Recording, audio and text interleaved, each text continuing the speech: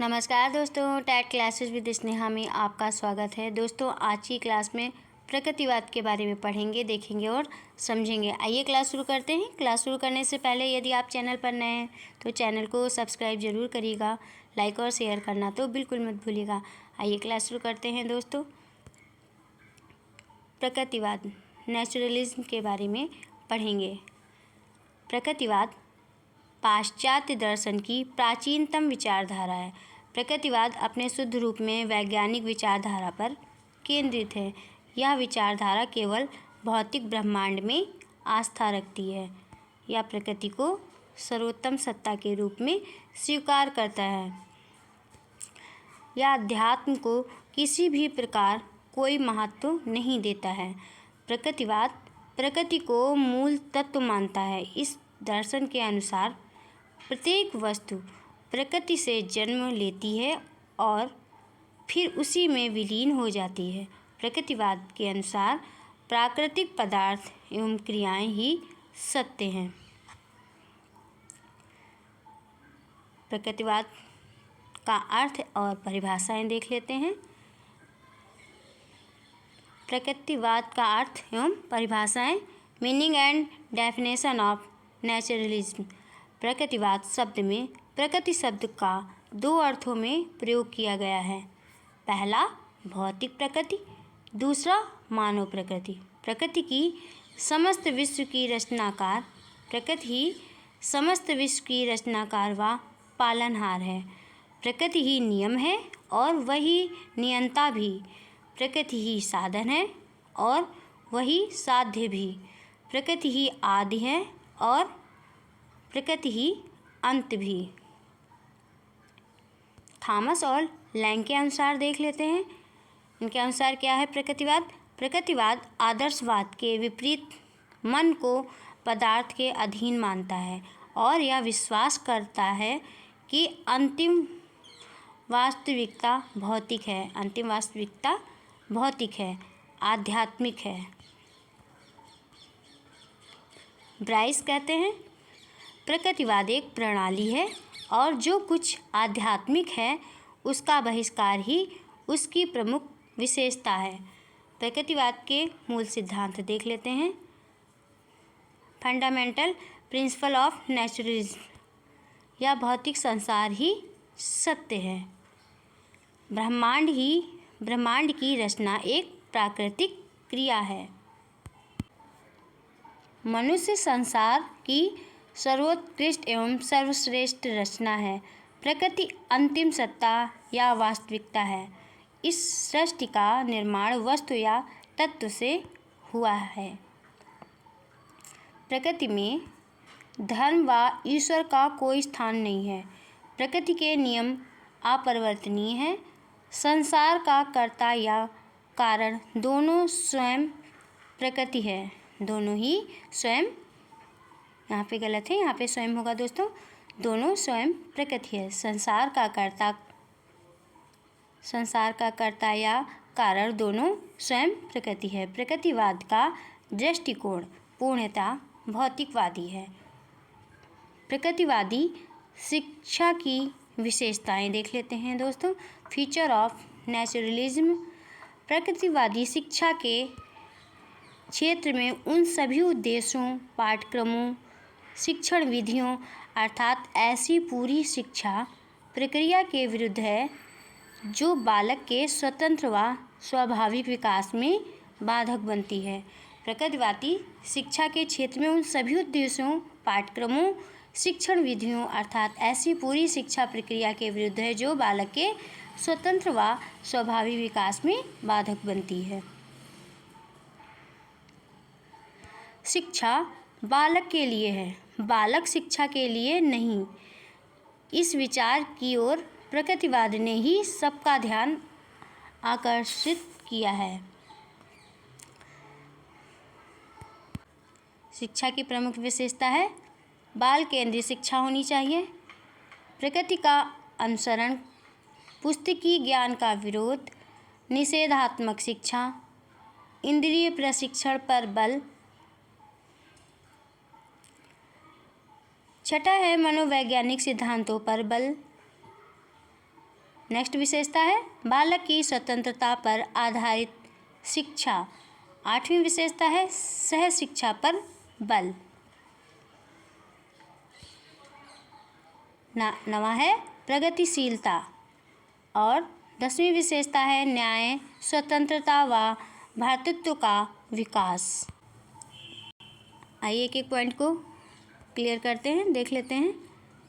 बाल केंद्रित शिक्षा क्या है? प्रगतिवाद शिक्षा में बाल केंद्रित शब्द का प्रयोग सर्वप्रथम जॉन एडम्स ने किया। इसमें शिक्षक पाठ्यक्रम व परीक्षा के स्थान पर बालक को शिक्षा का केंद्र माना जाता है। नेक्स्ट पॉइंट देख लेते हैं। नेक्स्ट विशेषता पुस्तकीय ज्ञान का विरोध।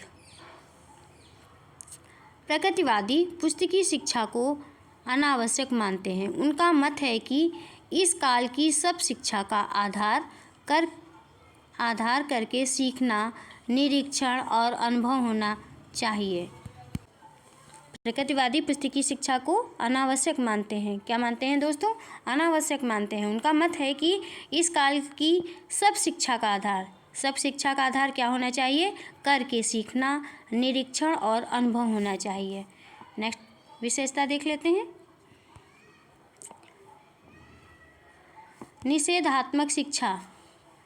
निषेधात्मक शिक्षा के अंतर्गत सत्य की शिक्षा न देकर असत्य से बचाने की शिक्षा दी जाती है तथा गुणों की शिक्षा से महत्वपूर्ण माना जाता है अवगुणों से बचाना। नेक्स्ट पॉइंट है बालक की स्वतंत्रता। बालक की शिक्षा में हस्तक्षेप न करके उसको स्वतंत्रता देकर शिक्षा ग्रहण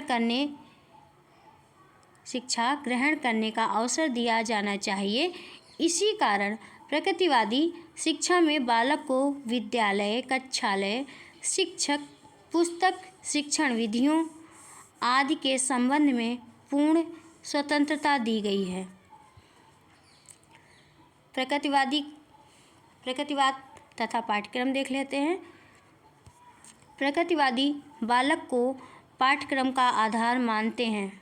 प्रगतिवादी बालक को पाठ्यक्रम का आधार मानते हैं। वे कहते हैं कि पाठ्यक्रम ऐसा बनाया जाए जो बालक के विकास की विभिन्न अवस्थाओं की आवश्यकताएं पूरी कर सके। प्रगतिवादी पाठ्यक्रम का संगठन अपने ही ढंग से करते हैं और मानते हैं कि बालक ही प्रकृति, नैसर्गिक रुचि,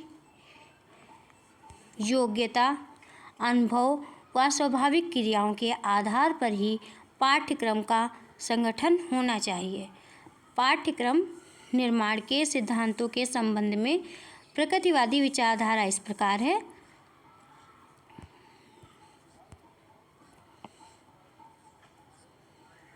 पाठ्यक्रम निर्माण का आधार बालक हो। पाठ्यक्रम में विज्ञान विषयों को महत्वपूर्ण स्थान दिया जाए। पाठ्यक्रम व्यवहारिक व जीवनोपयोगी हो और पाठ्यक्रम अनुभव केंद्रित हो। पाठ्यक्रम निर्माण के सिद्धांत के संबंध में प्रगतिवादी विचारधारा क्या है दोस्तों?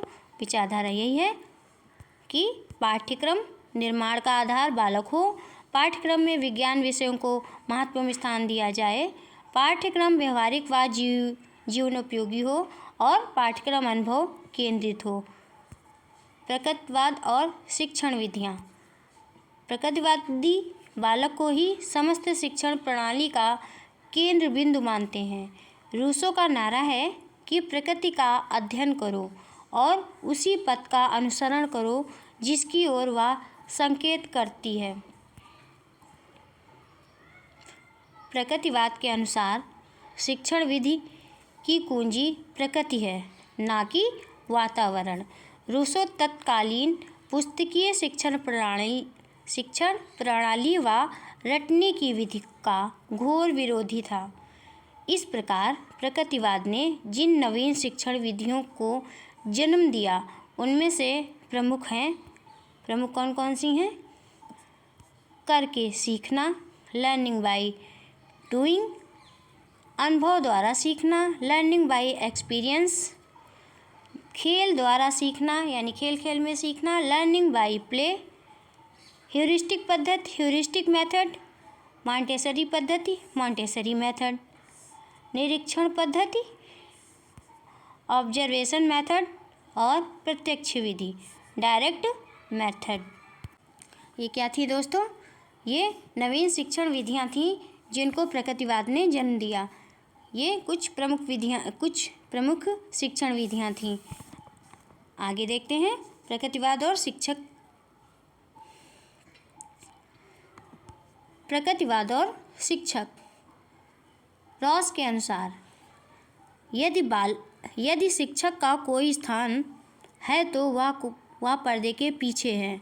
रॉस के अनुसार यदि शिक्षक का कोई स्थान है तो वह पर्दे के पीछे है। वह बालक के विकास का निरीक्षण करने वाला है, ना कि उसको सूचनाओं, विचारों, आदर्शों और इच्छा शक्ति को देने वाला है या इसके चरित्र का निर्माण करने वाला है। प्रकृतिवाद के अनुसार विद्यालय में शिक्षक का स्थान शासक का नहीं बल्कि मित्र और साथी का है। उसे बालक के कार्यों में कम से कम हस्तक्षेप करना चाहिए। उसे केवल उनका निरीक्षण करना चाहिए और उन्हें सूचना देना, उनके मस्तिष्क में विचार भरने या उनके चरित्र को प्रभावित करने का प्रयास नहीं करना चाहिए। प्रकृतिवाद में प्रकृति को ही बालक का वास्तविक शिक्षक माना जाता है। शिक्षक को प्रकृतिवाद ने गौण स्थान प्रदान किया है।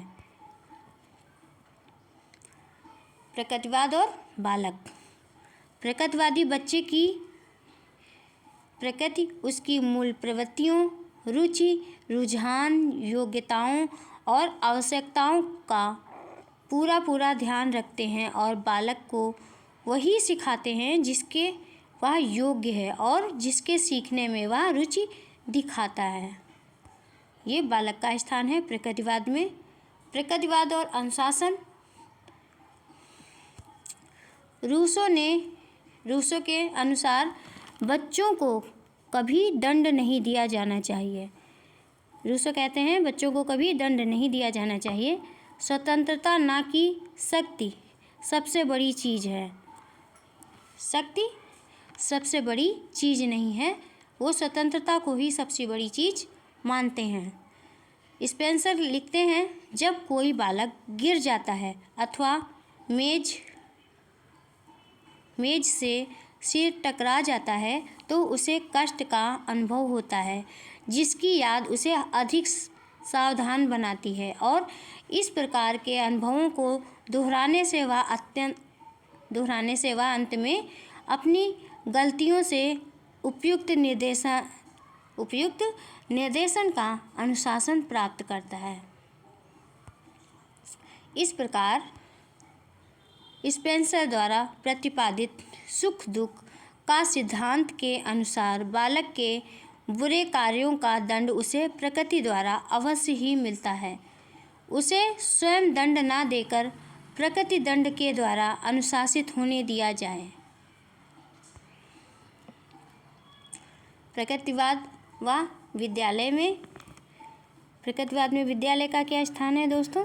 प्रकृतिवादियों के अनुसार प्रकृति का प्रांगण ही बालक का सर्वश्रेष्ठ विद्यालय है। प्रकृति का प्रांगण ही बालक का सर्वश्रेष्ठ विद्यालय है। रूसो विद्यालय के बंधन से बालक को मुक्त रखना चाहते थे। वे विद्यालयों में बालकों द्वारा स्वशासन के पूर्व समर्थक हैं। वे